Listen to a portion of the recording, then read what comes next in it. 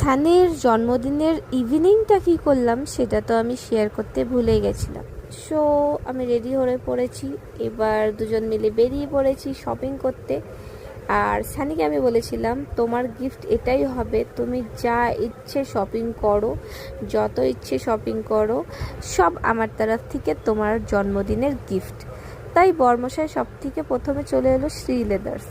ওকে একটা চটি নিবে, অনেক দিন ধরে বলছিল একটা চটি নিবে, কমফোর্টেবল খুব। তবে ওই চটি নিল। দেন তারপরে চলে এসেছি V2-তে। আর V2-তে অনেক ভিড় থাকে সব সময়, তাই দেখি কি আরও নতুন এসছে। তবে বর কয়েকটা শার্ট সুন্দর পছন্দ করলো।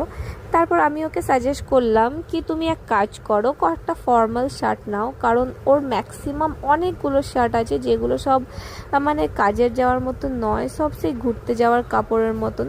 তাই আমি ওকে বললাম কটা ফর্মাল শার্ট নাও কাজের যাওয়ার জন্য, কারণ খুব গরম পড়েছে, একদম কমফোর্টেবল হয়। আর ওই শার্টগুলো না পরে নর্মাল এই শার্টগুলো পরো। তবে ও এক দুটো ফর্মাল শার্ট দেখছিল। দেন আর একটা সুন্দর শার্ট পছন্দ করলো, যেটা আমার অনেক পছন্দ হয়েছিল, আমি ওকে সাজেস্ট করেছিলাম, ওটা খুব পছন্দ হয়েছে ওরও, তাই ওটা পছন্দ করলো। আর এই যে পুরো এক বাকেট ভর্তি হয়ে গেছে ওর কাপড়ের, কিন্তু বাবুর শপিং এখনও শেষ হয়নি। এই রে, আমার কথাটা কি সত্যি নিয়ে নিল? আমার কি পকেট আজকে পুরো খালি করে যাবে মনে হয়।